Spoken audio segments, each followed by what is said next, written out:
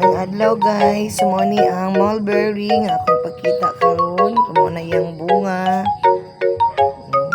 Then nana po diha sa amo ang kuan, sa among palibot di ay kay kapihan.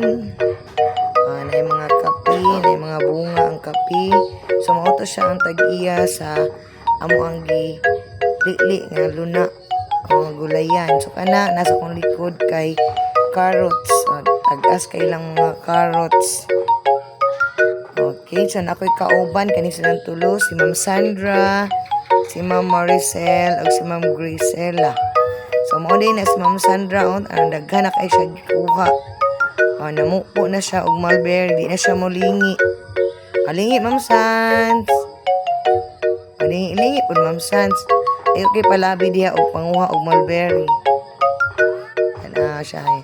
Sige may katawa kay nana dyan sa kasagbutan. O guys, tanawa nga mo ang kuan on, dagan kaayong kuan. So mo day ni ang mulberry, ang bunga anak niya. Na siya pagkapula-pula niya, pag mag-violet na siya kay amis na kaayo siya. Kana. Okay, so nasa ako ang likod po dito. Busy na kayo, sige, og panguha og bunga. O niya, tabi-tabi sa tabian jud kaayo. Kana, smile gamay. O nakita sa mulberry. Ang mulberry guys, kay dili na siya makitaan pag dili nimo siya lilion sa iyang punuan kay ang bunga na sa iyang punuan. So imo gyud na kailangan gyud nimo siyang lilion ang iyang kuan. So mao na ang bunga guys. Hinog na siya pero dili pa kay siya tamis kay kuan pa man siya. Mao pay pagpula-pula niya. So mao na siya sa ato anang kuhaon ang bunga bisag dili pa kayo siya hinog. Dami siya ito slow og kuan asin.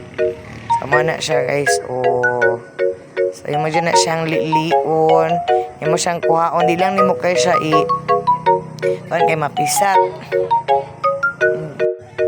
So nanguha na ko ana og bunga.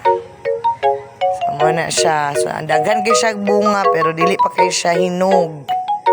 So mao pa siya bag pula-pula. So pwede na siya kuhaon. Ya, kaon gamay.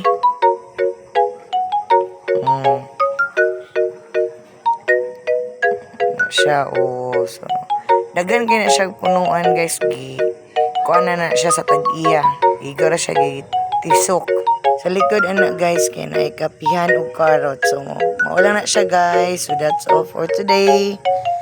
Thank you and God bless us all. Bye.